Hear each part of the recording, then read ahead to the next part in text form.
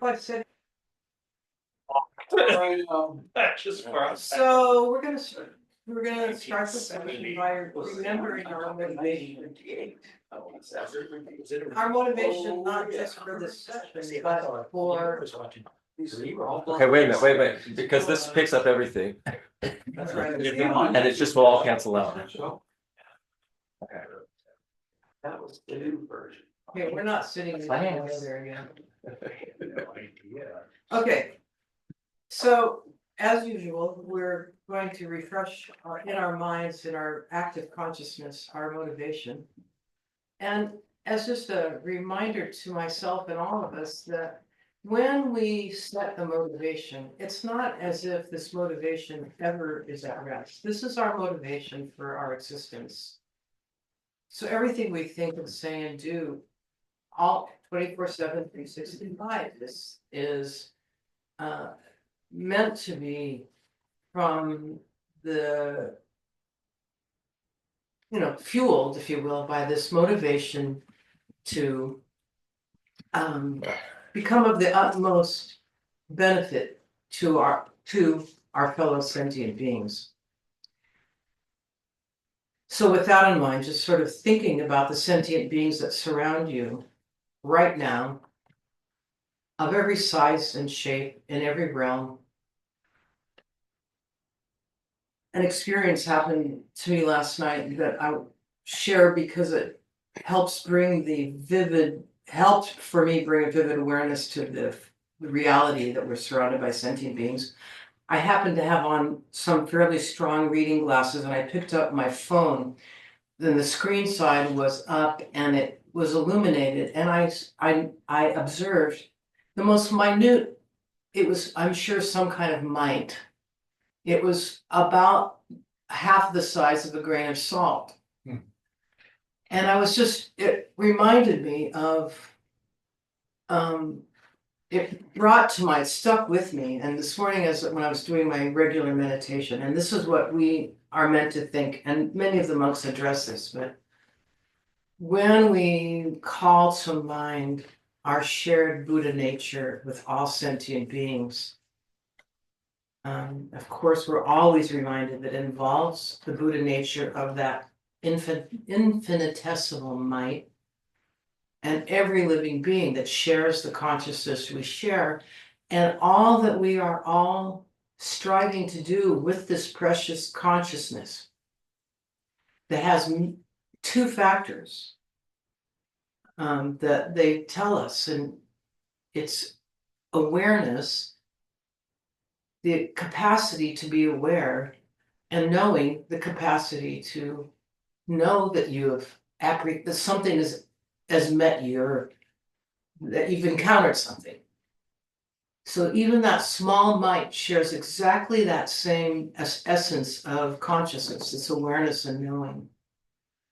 And all of us, as His Holiness always says, and we read over and over, each and every sentient being in every moment is merely striving to move toward that which is comfortable, positive, nurturing, and away from things that are harming, fear-inducing, and so forth. This is the primordial condition for consciousness's abiding in a form in samsara.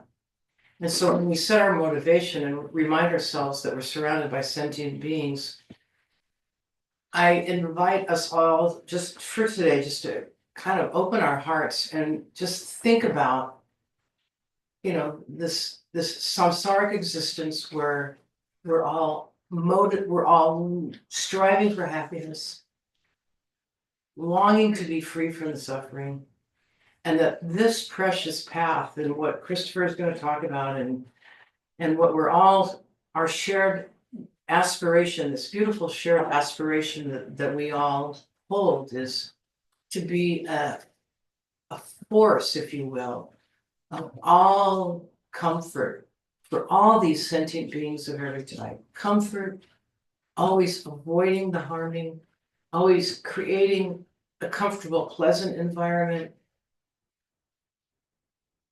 refraining from unnecessary interventions that harm others that we humans love to do. So with that motivation in mind of becoming the utmost helpful, non-harming, beauty-inducing, joy-inducing being possible, we go for refuge to this wonderful path. We'll do it Tibetan. Sanye chodam soki choknam la chanchu padu dapni kyapsu chi dapni chinyan gi personam ki drola penshir sangye druparsho Sangye chodam soki choknam la chanchu padu dapni kyapsu chi Dagi Shinyan Gi Personam Gi Drolak and Cheer Sangye Drew Parsho. And with this third repetition, don't forget the golden light coming from all the enlightened beings into all sentient beings. Sangye Chodam Sogi Chodam La Janshu Bardu Dapni Kyapsu Chi Dagi Chinyan Gi Personam Gi Draw up and cheer Sangye Druparsho. May all sentient beings have happiness and the causes of happiness. May all sentient beings be free from suffering and the causes of suffering. May all sentient beings be inseparable, the happiness that is free from suffering. And may all sentient beings abide in equanimity, free from attachment for friends and hatred for enemies. And just take a moment to reflect on that and commit to I will be the one that brings about.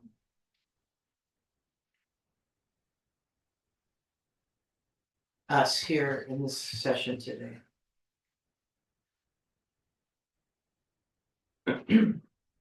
Well, we refresh our memory or awareness of the enlightened beings, the teachers, the ones we can see and the ones we can't see that surround us all the time as well. This merit field of holy beings within which we live and move and have our practice. And with this in mind as a participant in the greater merit field, we will recite these lines of the seven limb practice with the idea that this is our behavior. Reverently, I prostrate with my body, speech, and mind, and present clouds of every type of offering, actual and mentally transformed. I declare all my negative actions accumulated since beginningless time and rejoice in the merits of all holy and ordinary beings. Please remain until samsara ends. Turn the wheel of Dharma for sentient beings. I dedicate the merit created by myself and others to the great enlightenment. And now finally we'll muster the most glorious environment filled with enlightened beings, with ourselves and all of our teachers and all of the holy enlightened beings of every sentient being having become enlightened in this glorious mandala of light.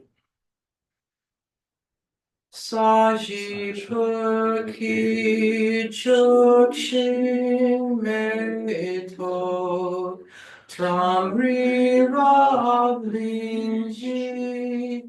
Nidegen Padi Sangye Jindu Mite Uwarki Drokunam Dachimla Chupasho. And offering that, Idam Guru Ratna Mandala Kamya Tairami. Thank you. So today is our last class about all of the teachings that Geshe Nima gave. And it's nice to see all of you here today.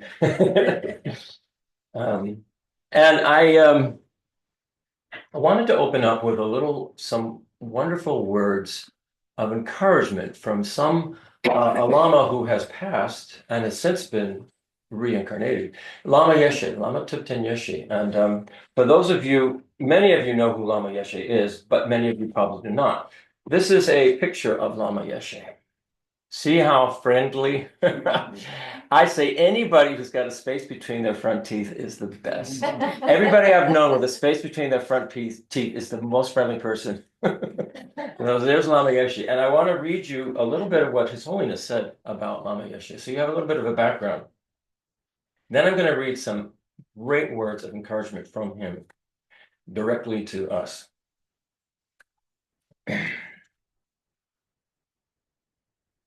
In the early 60s, this is the Dalai Lama's writing. In the early 60s, Lama Yeshe found himself among the more than 1,000 monks and scholars gathered in Busha camp. Is that the name of it? Buksa? Buksa? Yeah. Gathered in Buksa camp in West Bengal. There they resumed the studies that had been disrupted in Tibet. Popularly known as Lama Yeshe to his followers, he took the teachings to heart, tempering what he learned in practice and retreat. He also surprised his friends by beginning privately to teach himself English. When Lama Yeshe began to meet travelers from abroad in Nepal, he and his student, Lama Zopa Rinpoche, recognized that the traditions in which they had trained, working with the mind and emotions, cultivating a warm heart and a clear view of reality, could help these people too. But he also learned the value of technology from them. When he and Zopa Rinpoche attended teachings in the 70s, such as the Kalachakra Empowerment in Bodh Gaya, he may have been the only Tibetan to bring a large tape recorder with him. From an early series of meditation courses, the Foundation for the Preservation of the Mahayana Tradition, FPMT, has grown into a worldwide organization that includes monasteries, nunneries, and meditation centers. In terms of education and learning, publishing, hospice care, and so forth, it is of widespread benefit. The seed, ably nurtured by Zopa Rinpoche, was Lama Yeshe's wholehearted generosity. So this is a great book. It talks about the history of Lama Yeshe and tons of pictures. It's great. But what I wanted to read to you was some words of sort of like a pep talk for us from Lama Yeshe. And because we're talking about the practices that Geshe Nima gave us, I read this and said, this is great. I've got to read this to everybody. So this is from a book called The Bliss of Inner Fire by Lama Yeshe, The Bliss of Inner Fire. And this is chapter 4. And the title of the chapter is The Point is to Practice. Geshe Nima gave us 17 practices within a week-long period. And the point is to practice. We can see from the biographies of the great yogis that intellectual knowledge of Dharma alone is not enough. We have to practice. There are many stories of learned Dharma scholars having to ask for guidance from people who have not studied any of the vast treatises, but who have really tasted the few teachings they have received. I remember Kyabje Trijang Rinpoche. We have a photograph of him up there. Yes, he was one of His Holiness's tutors. Trijang Rinpoche.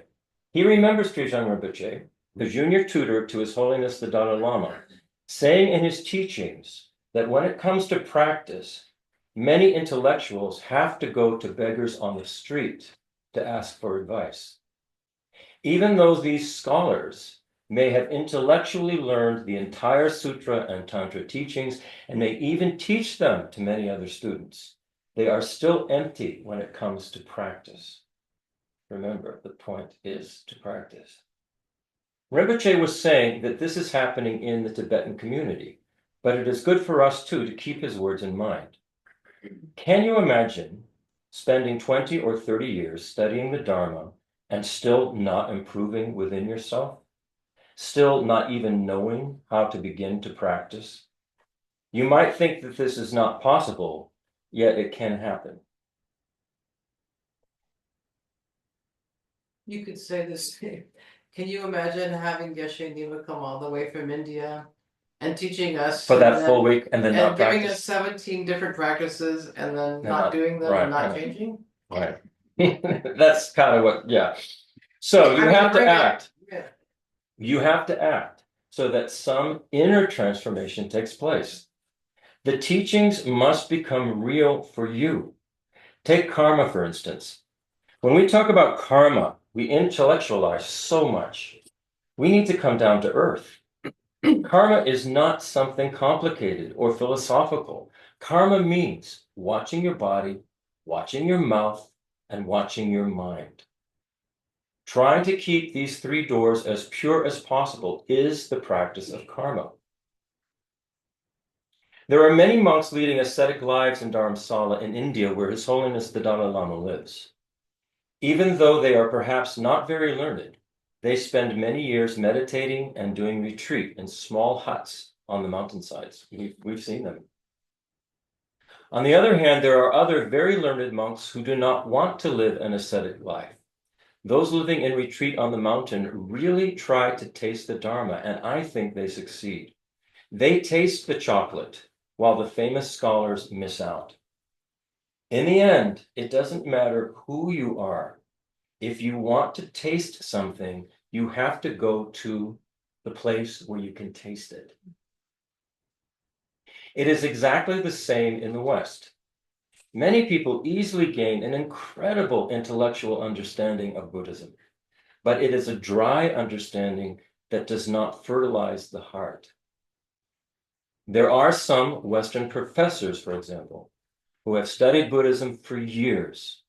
They have high degrees in Buddhist studies and have published books on the sutras and tantras.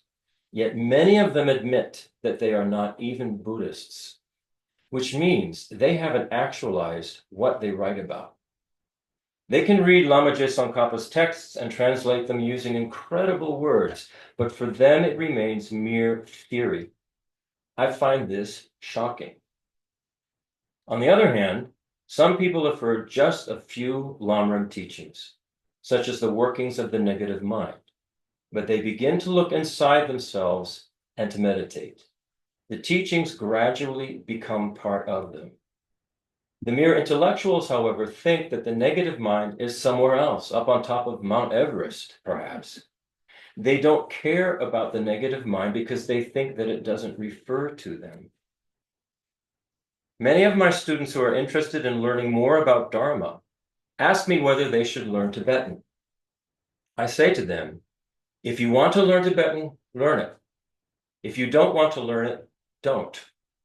There's plenty of information available in English and other languages. I have my reasons for answering them in this way. I'm sympathetic to Western students, and I've been watching them for many years. Many of my students have learned Tibetan, but after they have learned it, some of them seem to practice Dharma less. This doesn't make sense to me. Tibetan is not a holy language. In every culture you learn a language, it's part of samsara.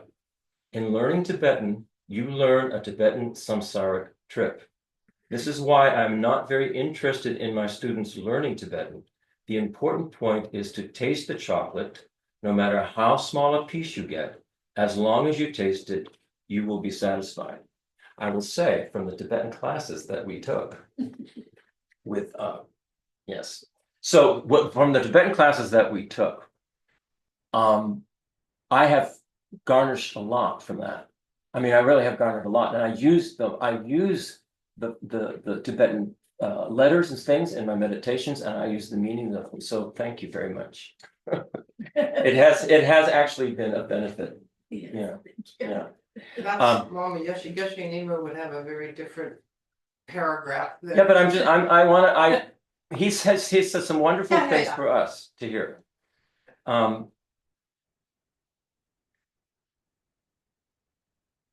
My point is that as soon as you clearly understand a subject, You should hold it in your heart and practice it.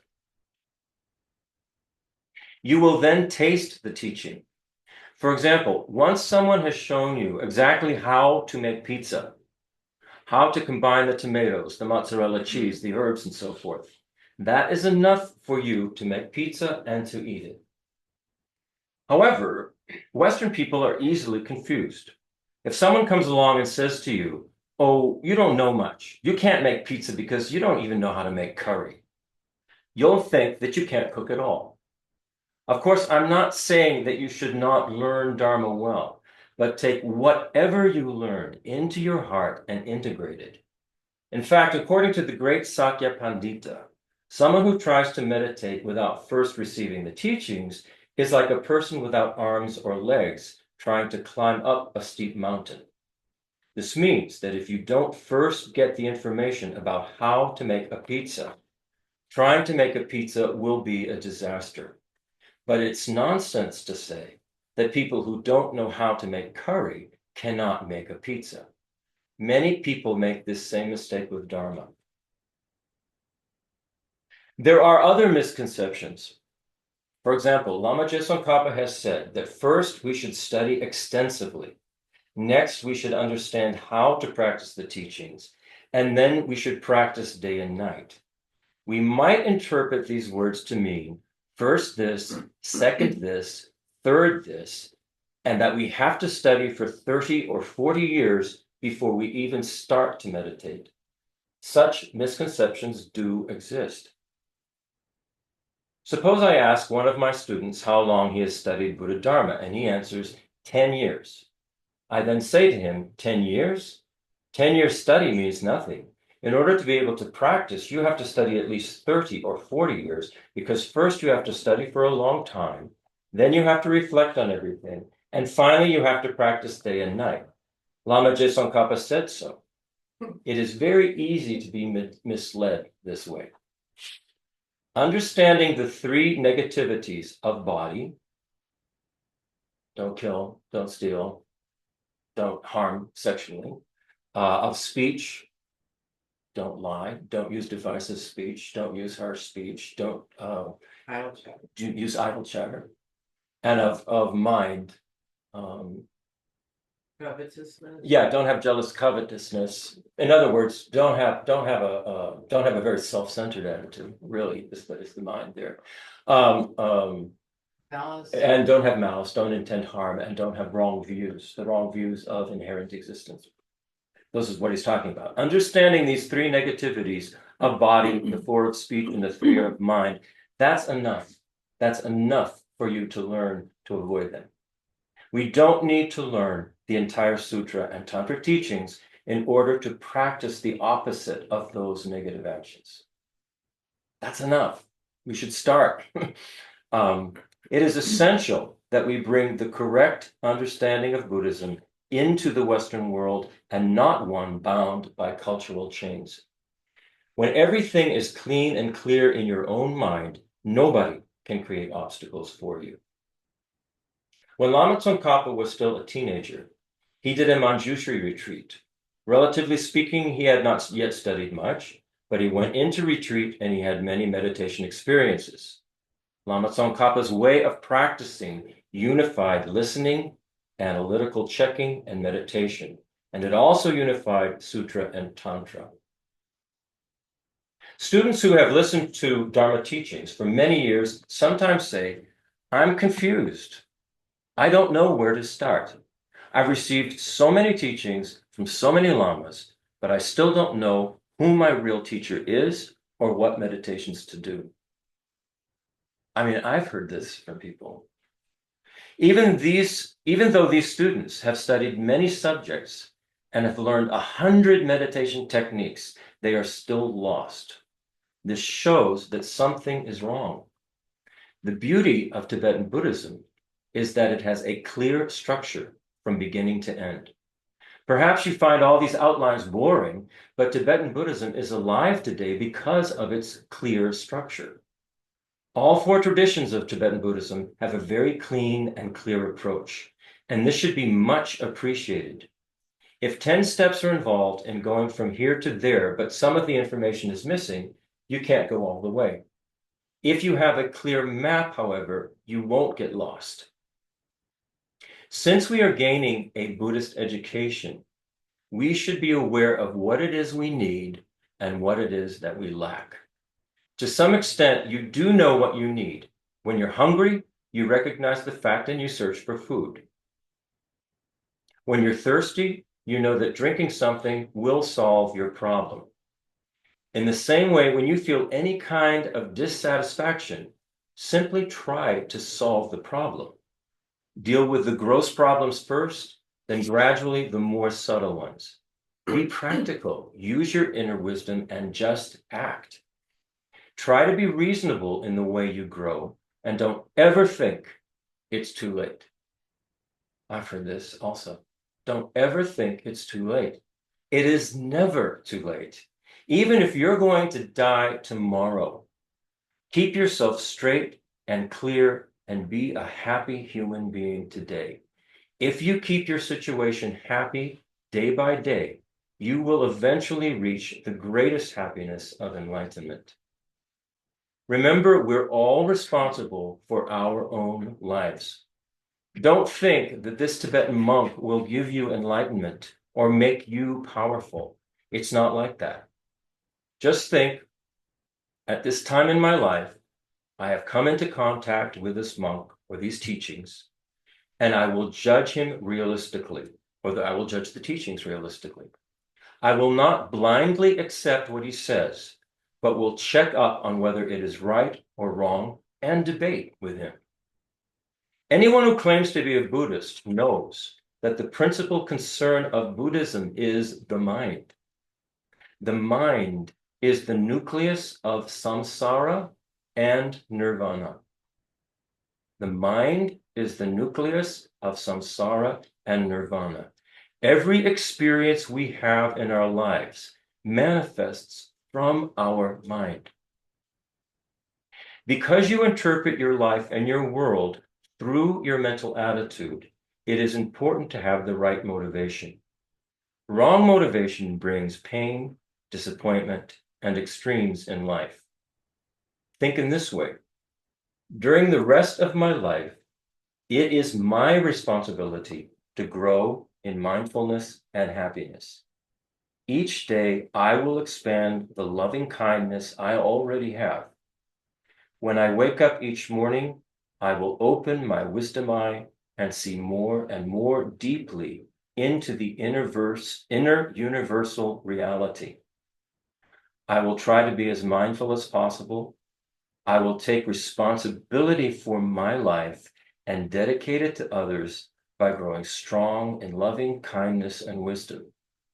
I will serve others as much as possible. Make the determination that this will be your way of life. So I wanted to read that before we got into the practices. This is the reason Geshe Lobsang has given us practices, so that we'll practice them. So we'll do them. So, and of course, there were 17. I covered some of them last week, and I won't cover all of them this week. I'll just go through the ones that, I'll just pick some ones that I think are important so that we don't run out of time.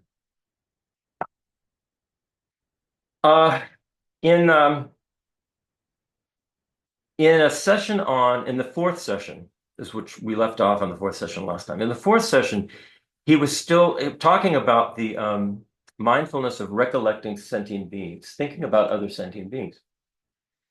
And he gave these various practices. One was called the sevenfold cause and effect method, and all of this information is here. And it's the ways that we try to achieve bodhicitta, this opened, awakened heart and mind that wants to be of benefit to all beings, and ultimately to become enlightened, to be of benefit to all beings. So there are steps to it, 7-point cause and effect method. I'll just quickly go through that. You can take more time on your own. The first one is you train in equanimity. The second is you remember all sentient beings as being one's own mother. So we're talking about in order to do this particular one, you have to have an idea that reincarnation is possible. So just put that on a shelf. If you don't think reincarnation is possible, you don't have to worry about this one. There's another one. There's another one you can do. So the third one is remembering the kindness of all mother sentient beings. So all those beings who have been your mother since beginningless time, remember how kind they were to you. So next time you see the little ant you're about to squish, you think, you know what?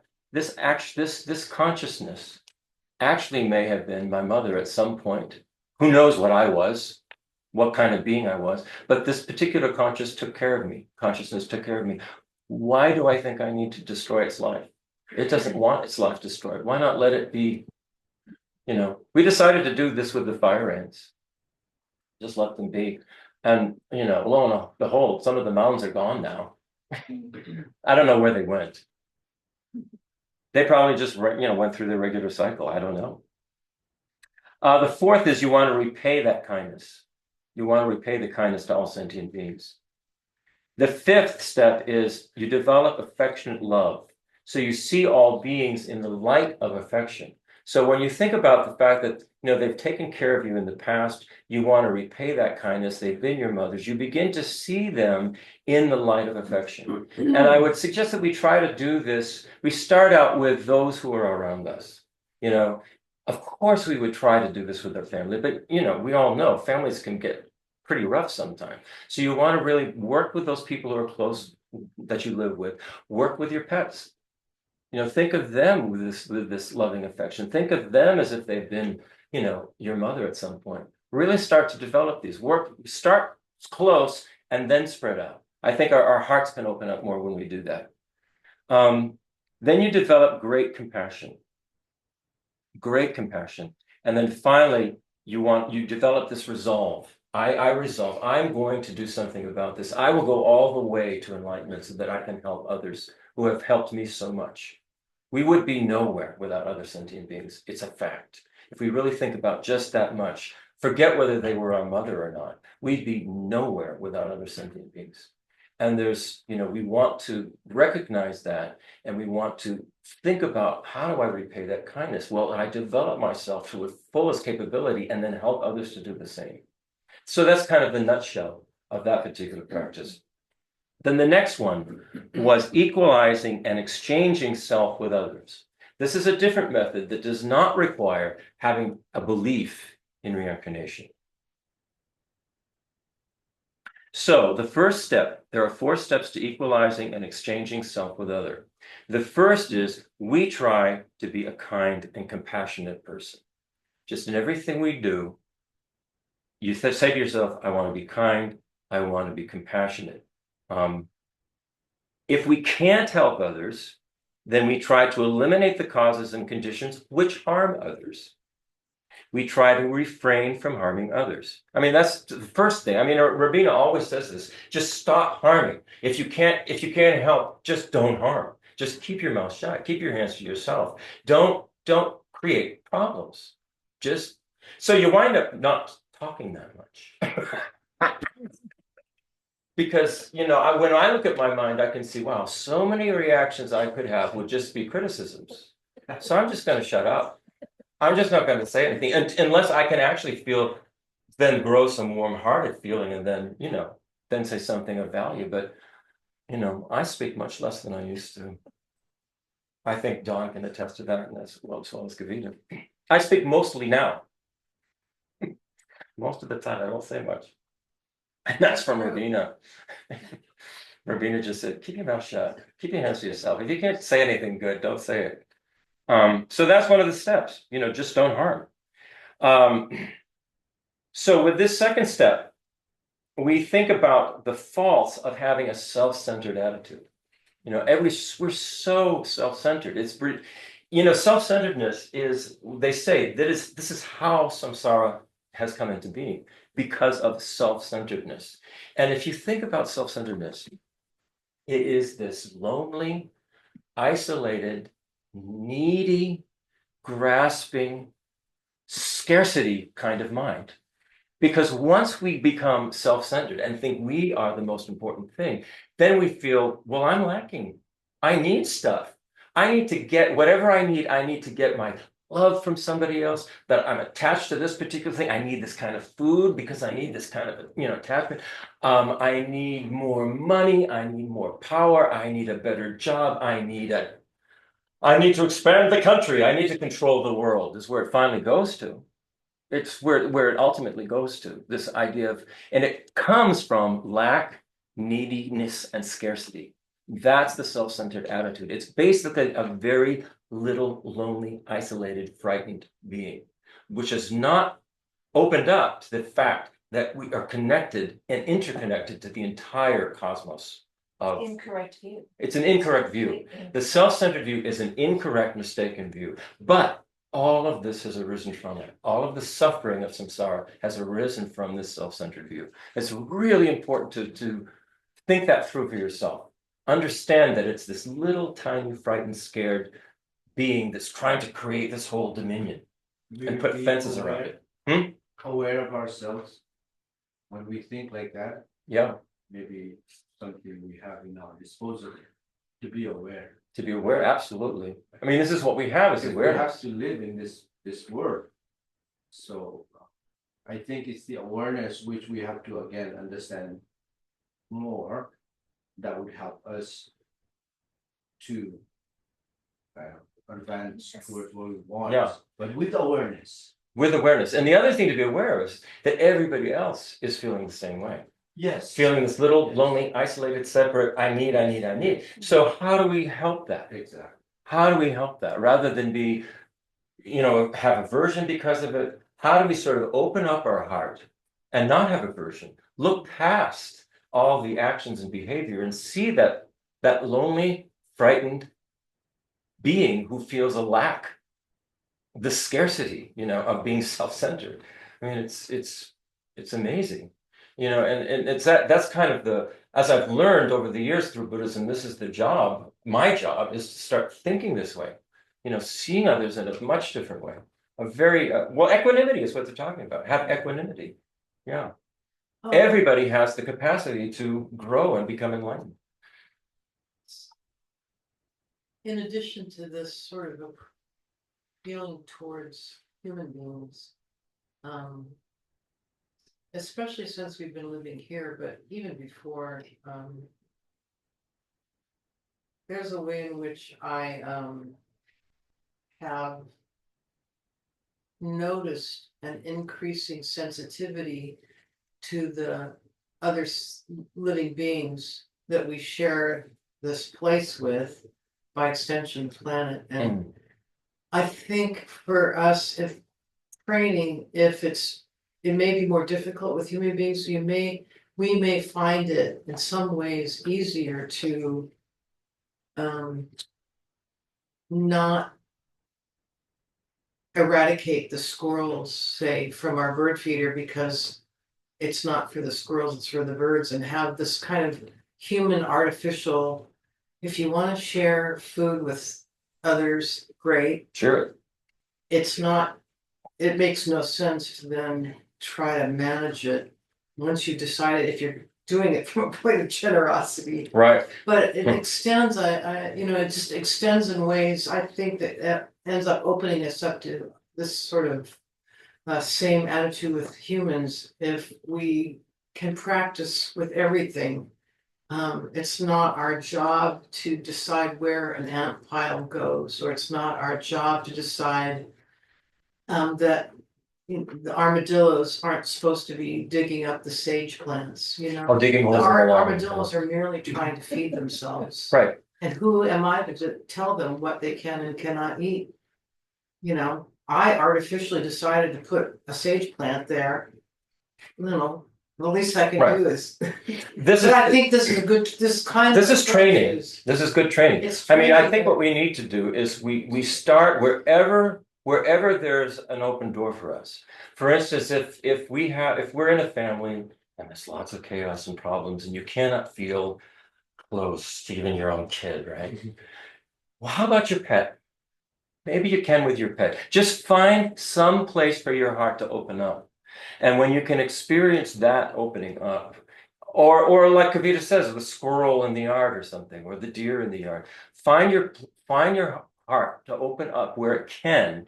When it can open up, then you can feel what that feeling is, and you can begin to extend it to somebody who you might be having some trouble with in your family, somebody close around you who you actually love, but there's some problems. You can open up, you can see, wow, this person just wants to be happy. They don't want to suffer. How can I actually make this work better? That's my feeling, is find any place you can get your foot in the door with an open heart. Do it. Start there. Start there. Yeah. I'll continue. So then we reflect on the problems of this self-centered attitude, which I talked about. Then we think about,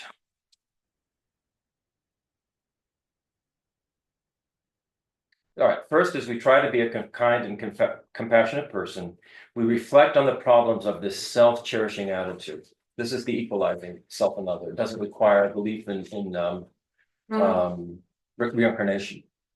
The third step is we reflect on the positive, the good qualities of an other-centered attitude. When we are other-centered, if you know anybody who's like this, and a person who truly is other-centered, you'll notice that when that person sort of enters a room, everybody likes that person. That person has a way of connecting with everybody so that they feel comfortable in who they are. They don't feel judged for who they are. That's huge. Just not be judged for who you are, whatever you do. As long as you're not hurting somebody, what difference does it make who you are, what you do?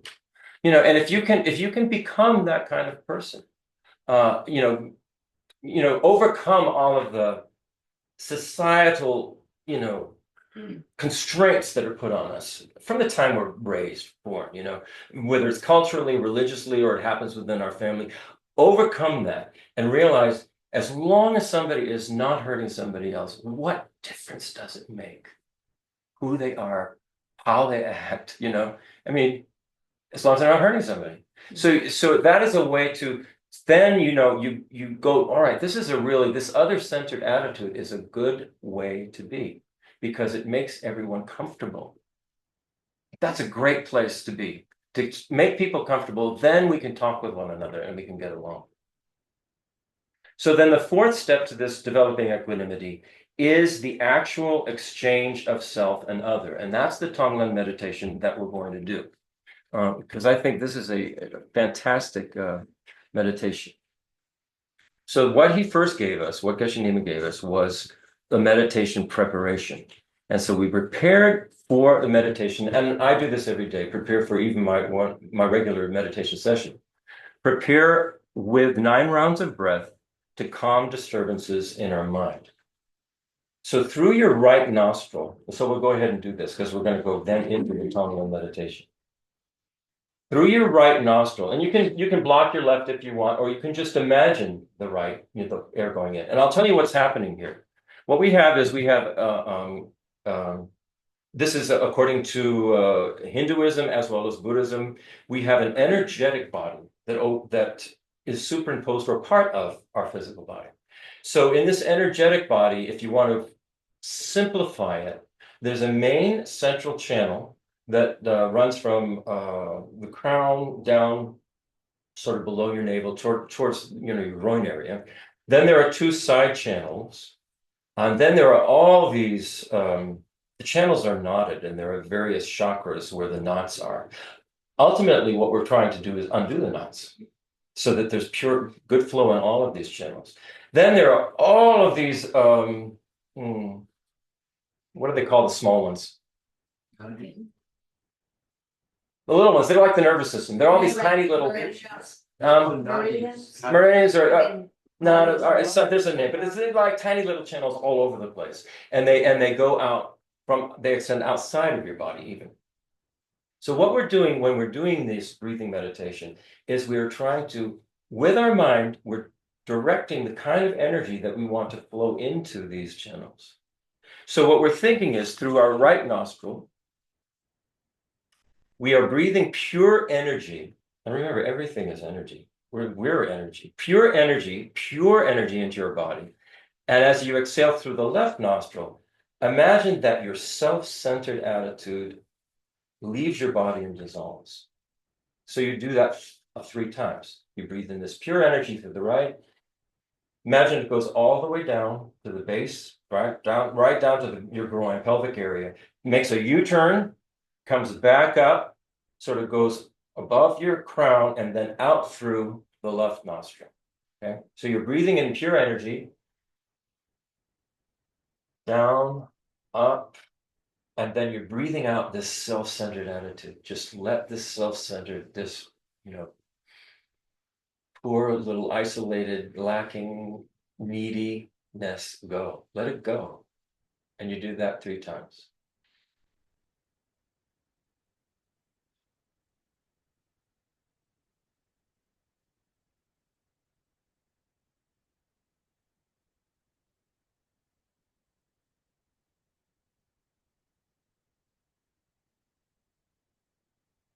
The second round. Now through your left nostril, you breathe pure energy into your body. Again, it does the same thing. It goes up to your crown, around, in the back, comes down along the side of your central channel, makes a U-turn, comes back up the other side, the right side, goes up your crown, comes down through the nose and out. So what you're breathing in this time is you're breathing the pure energy. And as you exhale through your right nostril, imagine all of your frustration, your anger, your aversion, your self-loathing, your depression, anything that has to do with anger and aversion and fear and guilt, all is going out. And you do that 3 times.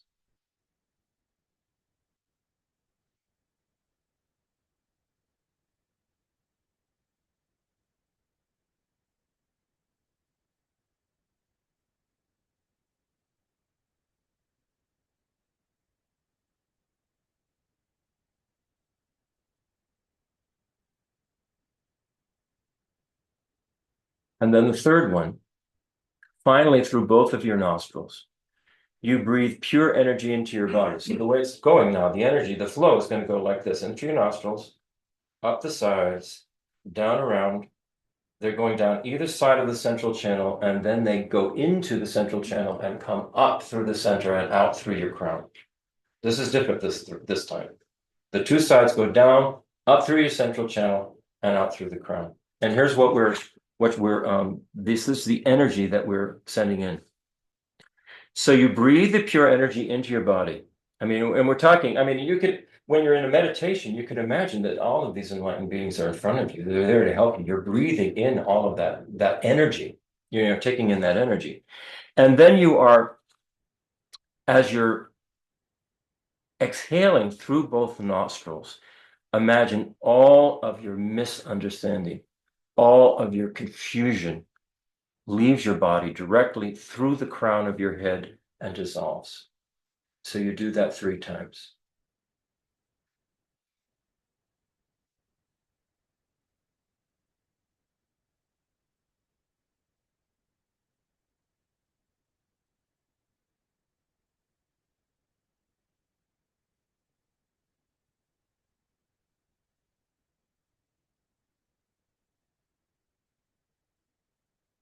Whatever confusion you have, just it's gone. Just imagine it's gone out the crown of your head.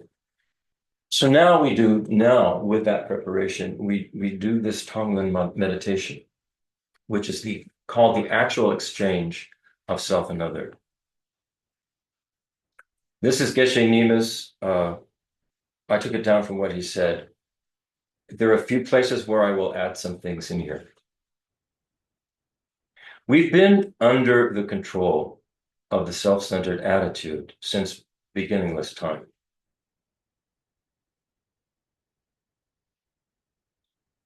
Beginningless time is a difficult concept for us to wrap our conceptual mind around, but an easier concept that I found is that there actually is no time other than the present, the ever present now. That's the only time we ever have.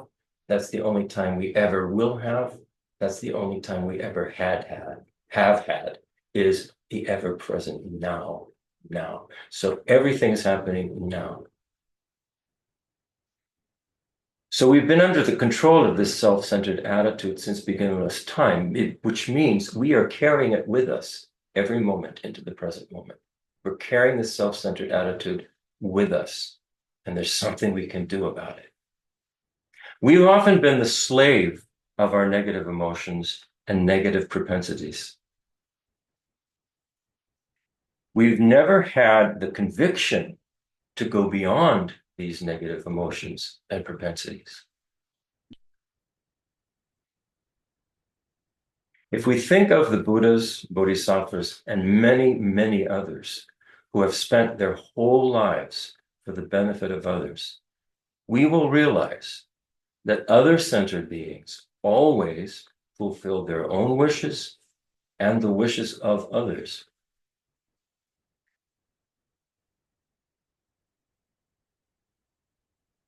There's a reason for this. The reason is that we are interdependent beings. When we recognize this, then when we are fulfilling our own wishes, we are fulfilling the wishes of every other being that we're connected to. This is the way we think. We move beyond this self-cherishing, self-grasping me, what I need, what I'm lacking, and recognize the interdependent nature of everything. And then it becomes quite natural to want to fulfill the needs of all others, because it fulfills our needs as well. Instead of giving in to our self-centered attitude, we now change our orientation from being self-centered to being other-centered. We become an other-centered person. That is, we replace our self-centered attitude with the other-centered attitude. What this means is that we reorient our way of thinking. It doesn't mean I become you and you become me. So far, in this ever-present now, we've considered our benefit and ourself as more important than others. Now, instead of thinking in that way, we reorient our mental focus. We consider others to be more important than the self-centered concept of me. This little me, needy, grasping, lacking. We let it go. That's not who we are. We are an interdependent, interconnected being. Every being wants happiness. There's not a single one, not even the smallest mite, that wants suffering. Every sentient being is the same when viewed through this perspective.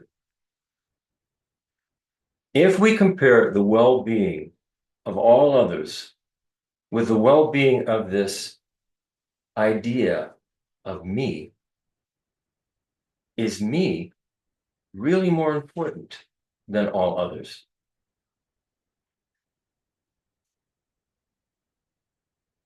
So now we reorient our focus. The way that we reinforce this other-centered attitude is that we train in taking on the suffering of sentient beings upon ourselves with great compassion. Compassion means, may you not suffer. May I help relieve you of your suffering. So what we do is we imagine or visualizing breathing in the suffering. And what I suggest here is find the open door that works for you. If you think, say, perhaps of a member of your family who is undergoing a great deal of suffering right now, and you don't know how to help them. You wish you could. Or maybe it's a pet. Maybe it's a pet that you've had in the past who had a terrible death. We had a pet like that. There was nothing we could do. This cat was feral, would not let us touch it, and had an excruciating death. And it was so awful. So even though, or it could be, say a parent of yours who had a difficult death, or it could be a child that you know, or even your child who died, and it was tremendously suffering. So it doesn't matter whether this is happening now, whether it took place in the past. It doesn't matter, because all we have is the ever-present now with our continuum of consciousness. So pick the being that you can most open your heart up to. And what you do is you take in, you breathe in the suffering of this being. And it comes into your being, comes to your heart, whereas there's all of this black, like smoke. And you think of that as your self-cherishing attitude. That little me that you have that feels so lonely, so isolated, so needy, wants so much. And you allow the suffering of this being who you feel connected to, you allow that to sort of melt away, burn away, wither your own self-cherishing. Because as you take on compassion and feel the compassion for this other being, your self-centeredness just disappears. So practice that for a bit, breathing in that suffering and feeling it sort of break down your own self-cherishing. Break down that self-centered little me.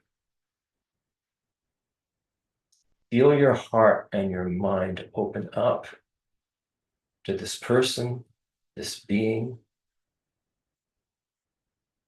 Doesn't matter if they have passed away, their consciousness is always, always, always there. So you open your heart up to them.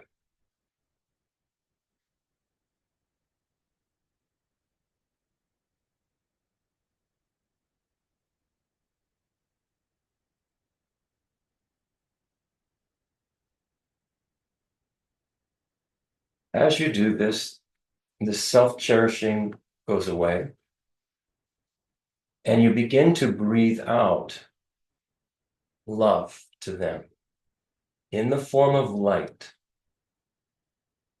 that purifies them, comforts them, and embraces them completely with your acceptance and love.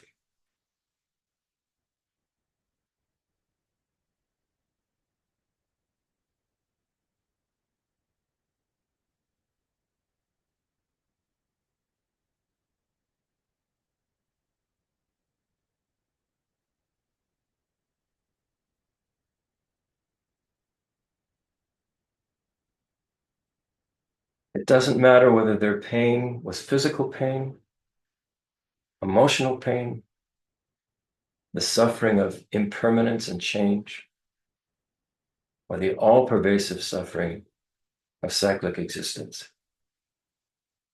What we understand is that this being and all beings, every sentient being, has been trapped in the suffering of cyclic existence, which arises from self-centeredness and self-grasping ignorance.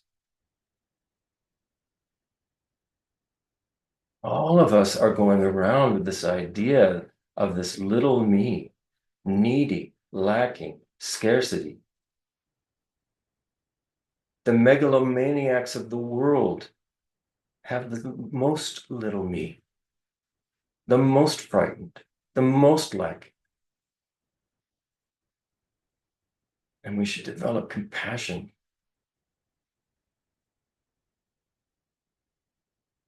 So see if you can then send out this light, this love in the form of light to all beings everywhere, equally.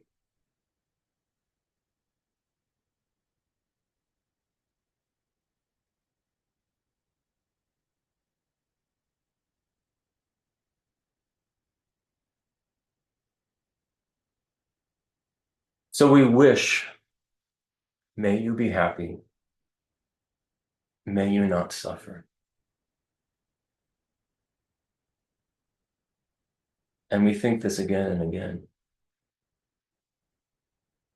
Even if someone has passed away, like I said before, the consciousness never dies. The consciousness continues.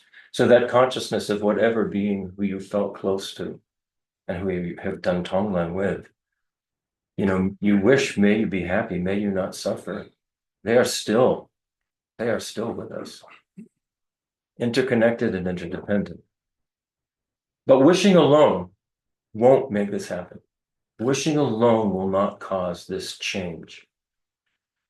Wishing's not sufficient. So in this vast, interdependent reality that we live in, who's going to be responsible for this? Who's going to be responsible for this change to occur? And of course, all each one of us has, is our own experience. That's all any of us have, is our own experience. And so we look to ourselves and we go, I'm the one who will take the responsibility for this. I'm part of this interdependent system, this interdependent reality. So I'm going to grow my own good qualities, my compassion, and my wisdom to its ultimate level until I reach the enlightened state of Buddhahood, so that I can be of more benefit to all sentient beings and help them achieve the same enlightenment for themselves. And so this is the thought we take with us. We think of the power of great compassion, and we say, if I become a Buddha, I'll free all sentient beings from their suffering and the causes of suffering and lead them to Buddhahood. The way to lead all sentient beings to genuine, lasting peace, happiness, and freedom is to become a Buddha. So for the benefit of all beings, I will become a Buddha.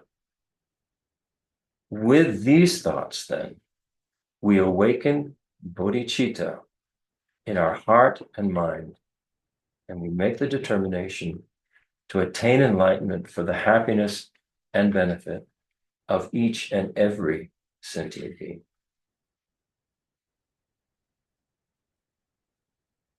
So we leave it there, that particular practice. The more you become familiar with this, the more you will find the ways that are going to trigger for you this opening of your heart, opening of your compassion. What I found for myself was that it worked better. It was quite easy for me, actually, just to take all sentient beings, and it was just like this big mass of beings that I didn't actually feel a heart connection to. So it was kind of easy. Oh yeah, I can take in their suffering. But when you make it much more personal, somebody you know who has suffered terribly, or may be suffering terribly, it could be brother, sister, mother, father, a pet, an animal in your yard, who you found is like a deer who's dying. And you can see the tremendous suffering. And you make it personal so that you actually feel your own heart open up. That's where the power of this meditation comes. Then once we do that, then we can recognize, every megalomaniac had a mother and a father and a brother and a sister, and they all want nothing but to be loved and to be happy. And so we can open up our hearts to them. Dr. Evil would be so happy to hear you say Dr. that. Evil. Right. That's true, You though. I guys mean, both just simultaneously. did we do the figure? Yeah. Dr. Evil. He needs love too. Well, yeah, I remember that movie. I remember he gave like a soliloquy. Dr. Evil gave a Yes. soliloquy about his childhood. You know, and you're going, oh God, The poor guy. circumstances of my childhood are quite Quite- inconsequential. Yeah, I'm sorry. soliloquy. I'm glad you have God, that. good for you. I used to have that, but it's John Dorman. Oh my God. You know, we actually had little Dr. Evil action figures. Yeah, I had one that you press the button and it was Oh God, say the little. how stupid. I know. Must God. have been, it must have had something in it. A question or or Yeah, something yeah. deserving. Yeah, go ahead. And that is when it becomes personal, and it does, but I totally empathize with, and I love the world of, ooh. When Yeah, it's that's something easy. really personal, that's when it gets, when the rubber meets the Right. road. So when you really take on suffering, it can become, it's hard to even speak, but it becomes overwhelmed. Mhm, mhm. And how do you? That overwhelm in a sense is, I mean, it's like an opening, because you're finding it's It like, is nothing. because we numb off out of survival. And when those little things that we cut off open, the floodgates open, and sometimes they just come rushing in like a tsunami, there you are in it. And how do you? This is the part of the meditation know- where you go, what can I do about this? What can I do about this? Because in many cases within our own families, there's nothing we can do. Right, But what we can do is we can grow ourselves. We can grow our qualities. We can grow our love, our compassion, our wisdom. And as we grow that, we will know better how to help. So if we make it all the way to Buddhahood and enlightenment, well, they say Buddhahood, an enlightened being, has omniscience, which is something we can't understand. yeah, But it's a way that a Buddha would look at someone and know, exactly the thing to do or say that would cause a shift in that person, in that Right. being. It may not heal them right then and there, but it will cause a shift in their mind. And so this is the answer for us. We want to work to get to that point where we can actually be of benefit, to those loved ones Yeah. who are suffering so terribly. I mean, I don't care what family you're in, you're going to Right. find it everywhere. I mean, it's just rampant. Yeah. The family's the best place, Of really, course. because you have. That will shake you out of your tree. totally, yeah. Yeah. Well, and it's the families are the ones that we grow up with, the ones that we have the strong connection and all of the entanglement with, and so there's where the most that can be undone and healed is there.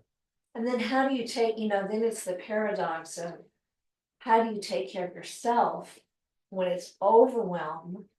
But then that's the mind state of being separate, and it's that tricky thing. If you're other oriented, but there's also this little, you got this little being, our little small selves are walking around the world Yeah. trying to function. This is where I so feel it's really tricky. I really feel the teachings help tremendously here. They really, really do. And that it takes the study and the practice and the meditations to do it. This is why I would say in this, the Tonglen is a powerful, powerful meditation. And what I'm trying to get across is you be the judge. Each one of us needs to be the judge for how we're going to do this. Yeah. Are we going to, if it's easier just to take the broad world of all sentient beings out there, if it's easier for you to do that so that you don't open up this huge wound in your heart, then do that. Eventually, I'll tell you from my own experience. When I was a very young teenager, 13 or 14, there was an incident where I was sexually harmed by an adult priest. And that was a huge issue. And it was an issue that involved my whole family. He was very deeply involved with my whole family and my mother, and it was huge. So for the longest time that I couldn't touch that. I couldn't look at that. But through the study over how many years it's been, studying this and studying the practices and studying the Dharma, I've been able to understand that there are no, the perpetrators and victims. Yeah. Perpetrators are victims themselves, and the victims have been perpetrators themselves. And so the thing that actually released me from all of that was realizing, oh, I must have done something like this to someone at some point. Otherwise, this karma would not be appearing to me, especially as a young boy. I must have done something. So it's all of a sudden, I no longer, I had compassion. It changed everything. Same with my mother. It changed everything with my mother because of that. So I would say that you just work very carefully. If something's too difficult for you, if it's too tender, if it's too raw, don't use that in your tonglen. Use something that's easier. Use the squirrels in the yard, whatever works. But don't give up the practice. Keep up with it, because the practice is going to be the thing that is going to enable you to completely overcome it and see it in a completely different light, where you're no longer, suffering in the same way. I would just add, in fact, in some past teachings I've been taught one way to start is actually tumbling on yourself. Imagining yourself, thinking about some things that you've suffered, taking that suffering on, destroying it. Yeah, and then again, and it's a very personal thing as to where that line is when you're ready to take on that heavier stuff. But yeah, there does come a point if you continue where people that bother you the most, that you become the most powerful and freeing, but that doesn't happen. That's not where you start. You mentioned feeling overwhelmed. Sometimes being overwhelmed is actually just aversion. Yeah. And you have to be It's good to careful be what is overwhelming. of that. Because I can say, you just say, oh my God, how am I gonna, and I've had that with bodhicitta, I'm just like, well, this isn't gonna work very well.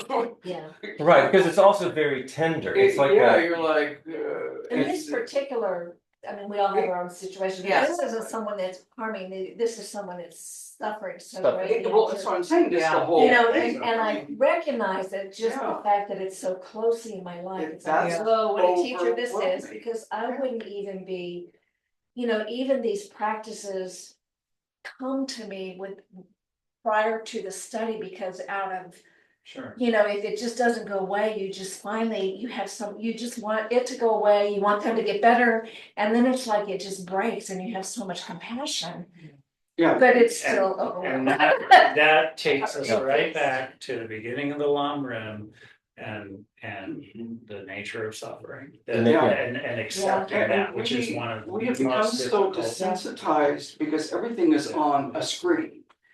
And so you see the Kardashians, you see, no, I'm just saying, but I'm serious. I don't even. We see these, we hear these things in the news is so, well, those aren't real people. How could they feel what I feel? Well, they feel exactly and they've numbed out just like we have been numbed out. Right. Yeah. And it's hard. It's to, get that into our head that, anyway. The other thing that helped me, when I started to deal with this in a personalized way with people that were difficult for me, or that, I had some anger towards, or, it's one thing when somebody you love and they're suffering and you're like, oh yeah, I want to take that on, and that's its own thing. Then it's like, okay, the people that are really irritating me and in my view and my karma is showing me them ruining the world and yada yada, and I start working with them. One of the things that helped me, and I don't know but I started picturing that. I couldn't quite wrap it's because I still thinking the whole culturally the reincarnation thing took a lot of logical, and I wasn't there yet. So I would think of them as little kids, and that rather than my mother, I would think of them, picture them as a little child, as like an intermediate step to that. Now I can see them as my mother, and the past lives and stuff, but just for those that may not be there yet with the whole reincarnation thing, Right. I found that's really helpful is hey, this person was a little kid once too, like before all that. And Right. that was really powerful for me personally. Right, and just then you go, oh wow, something bad must have happened to them as a little kid. Yeah. Otherwise, Well, they weren't always this. yeah, because that's difficult. We don't want to do that with the people who we have such aversion for, Right. right? Also, We just we've all like, been kids, so that's a Yeah. relatable, Yeah, you yeah. know. And then you think what you could have done if someone's in your life that's suffering and it's your kind of karmic responsibility to deal with, then you think, oh my God, what have I done? Right. How did I, and then you have this, That's awful. whew, Yeah, you know, this sort of cleansing and forgiveness of Absolutely. whatever that was without even knowing. especially Without even those people in our lives and our families, especially that are no longer alive. You Yeah, can actually do a lot of work A huge amount. there. yeah, I totally am. Or with anybody, yeah, believe that. Yeah. yeah. you know. Yeah. Like I said, because all we really, if you really analyze it, and there's no way you can say this isn't so. The only moment we have is the present one. There is no other present. Exactly. Anything that we're talking about, we're thinking about the past. We're just bringing that into the present. We're bringing it right into our mental continuum. Yeah. We're carrying it with us. So the place we heal it is now, Yeah. in the present moment. And then if we heal it in the present moment, it's healed. It's healed for good. Yeah, And I think that sense of helplessness of like, well, when you're so overwhelmed and you think you use that sense of helplessness to drive, to continue the practice with the idea that eventually there was a time where you will be able to help them. Mhm. And that's all you can do. Right. Because the very reality is that in this particular moment, we can't. And that's, Yeah. that's rough. Right, and like you said, Brian, it goes back to the Buddha's very first thing. His very first teaching is there is suffering, folks. right, That's the state yeah, of what this is. That's what samsara is. Welcome to Yeah. samsara. And this suffering arises from this grasping at this little needy me, isolated, lonely, needy me, and this scarcity idea, that in order for me to be happy, I have to have this or that, or relationship. If Or you just strip that down, as I was saying at the very beginning, strip that down to just this primordial sense of a consciousness that is encountering whatever Mm, at whatever type of being it is, and just trying to move towards comfort and pleasantness and Right. away from right. suffering. And if you just simplify it, I think that can be helpful too when we're dealing with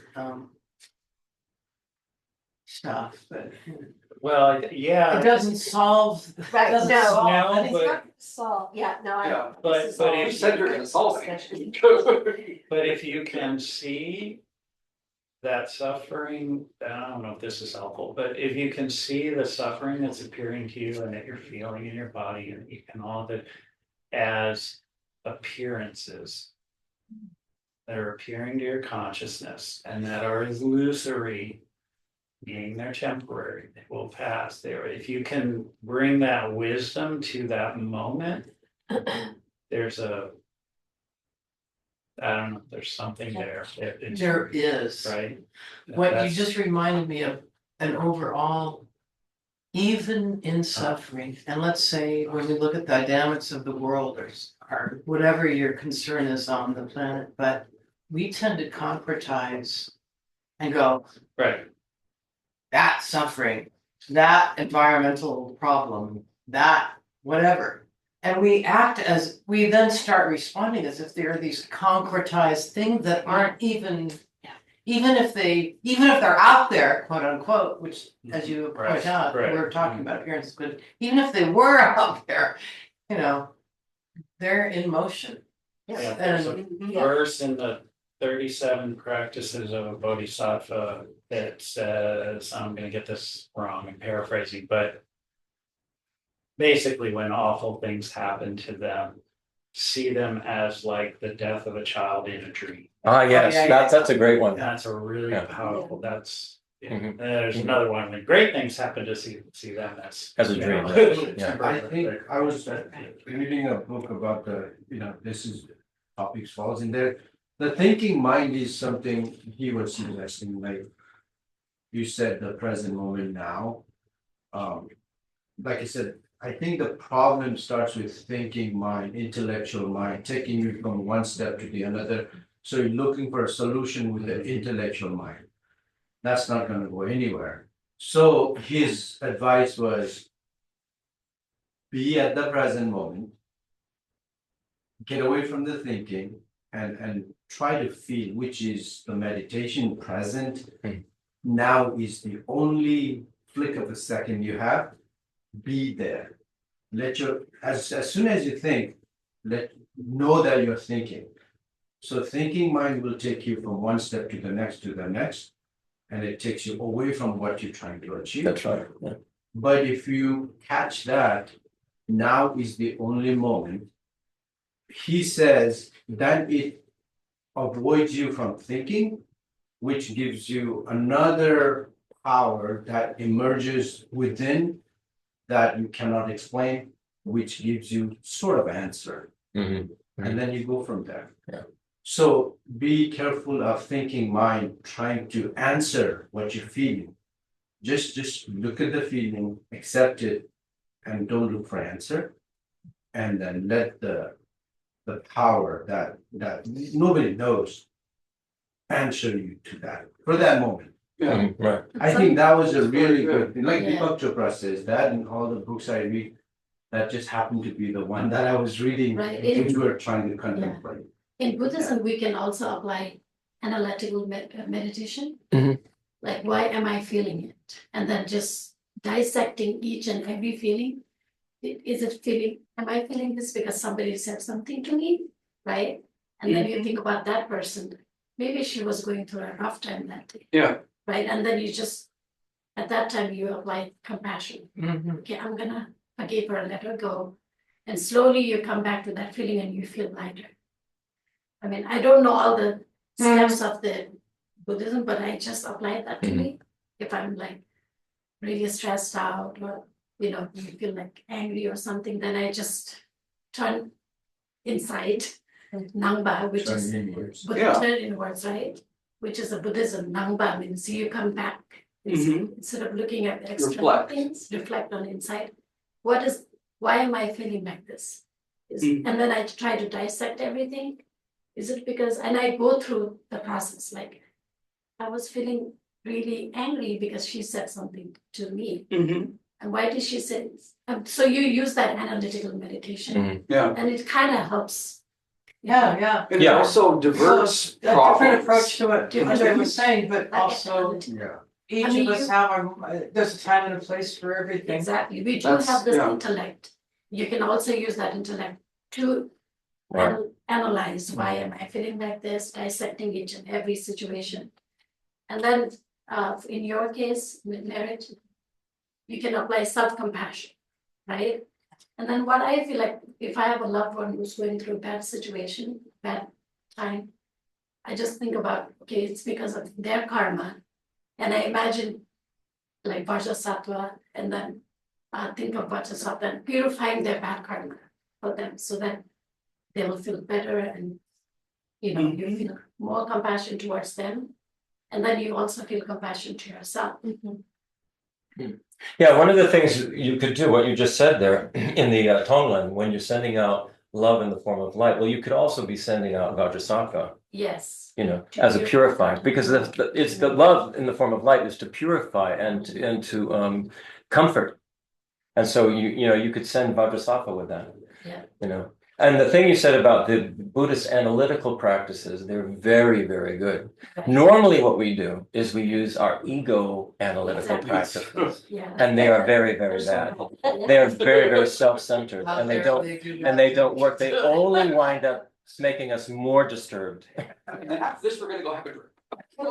But the Buddhist analytical practices are very, very good to use. Yeah. Do you have any recaps before we go into our close? Anything you wanna? I would say I wanted to focus on this Tonglen because I think it's very powerful. and it's something we can all get a lot out of.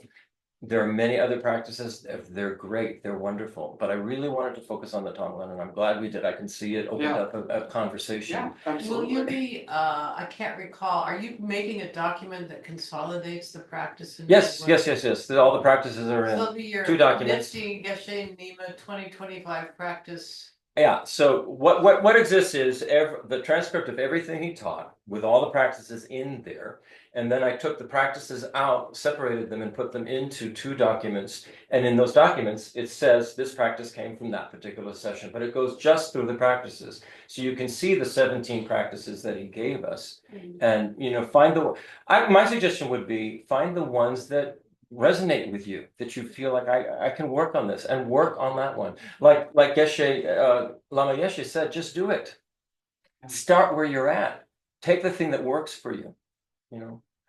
Personally, I found the Tonglen to be very powerful, which I thought, well, I will share that because it is something I think we can all get a lot out of, and it is totally psychological. This is what Buddhism is. But that's also spirituality or It is. whatever else we have this thing where, oh, this is just, mind, and mind doesn't have anything to do with the heart, but But in it Buddhism does. it does. It's clear, there, it's it's the clear. connection. Yeah. Yeah. Okay, Yeah. yay. I'm Okay. just noticing that it's 12:27. Yeah. So we can close. Yeah. The rest of the practices are all in here, and this will be all. I'll send it out email this week. Thank you. Oh, this also will be the last. Let me. Yeah, you go ahead. Okay. So the next 3 or 4 weeks are gonna be a little different, but there's something else I wanna mention. I'm gonna go through a couple things. First off, I don't know exactly when Dickie is leaving, but very shortly she will May be. 29th, Hmm? May end of May. So she's going to be shortly heading to India Dharamsala. and going to Dharamsala, where she will be participating in a long life offering at the temple of His Holiness there in Dharamsala. Probably it'll be telecast because mostly Yes, they it'll always be. do. What is the date of that? It's June 4th. June 4. Yes. So wherever you are on June 4, go to the His Holiness website, and then Yeah, you can it's see on Dickie the as part of the. Yeah. As part of the alumni Yeah. of the Tibetan Buddhist, the Tibetan Children's Village Yeah, depends. of Of Darjeeling. Darjeeling, yes. Hmm. It is on the website if you go to. Yeah, I saw that. Yeah, I saw that. Yeah. Anyway, that's kind of nice. And when will you be back? I will be back on June 20th. Okay, so then next week, the 25th, is it? We're gonna have a break. There won't be a class next week. Then on June 1st, Sunday, June 1st and Sunday, June 8th, there'll be practice sessions led by the brilliant and delightful Brian Bales. Brian Bales. And Right. it'll be No, in person right and where? Zoom. Pretty much everything will be going as There. normal. But Brian, Brian, I'm pretty sure when we first started practicing about 20 years ago now, I think Brian had already been practicing, because I remember we first met in 2006. I think it was at the meditation session that Geshe Drakpa did, but I can't remember if Tomei came before or after that, to be honest. In any case, we've known Brian a long time, and I recall at the time noticing that he had been practicing at a very feverish level. And he's got lots of knowledge and has done a lot of facilitating of meditation sessions in various places, and I'm sure he'll. I can send you a little. Anyway, he's great and we love him, and he's also a drummer, which is good to know. Yeah, but in any case, so look for that on Sunday, June 1st and June 8th. Brian will be leading that. Yeah, you'll be meditation leading class, those yeah. meditation sessions, practice sessions. Via Zoom. And let's see, then the following week will be back to normal. Sakagawa is the 11th. Right. So it's a Tuesday, I think. I don't know, we'll organize something, but I noticed like there's quite a few online things. There's probably something from His Holiness's. Anyway, we'll do what we can to send out something for some, I don't know that we'll do anything other than our own practices, but. I guess that would be the new moon or the full moon, whatever. Full. Full, yeah, Yes. thank you. Anyway, Vicky's in charge.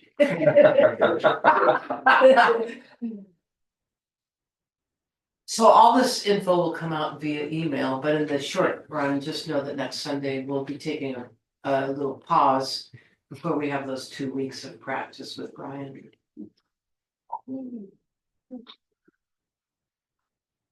Okay. All right, Closing prayers?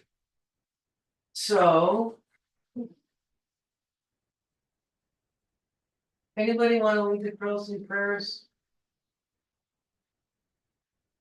Dawn, you want to lead the closing prayers? Okay.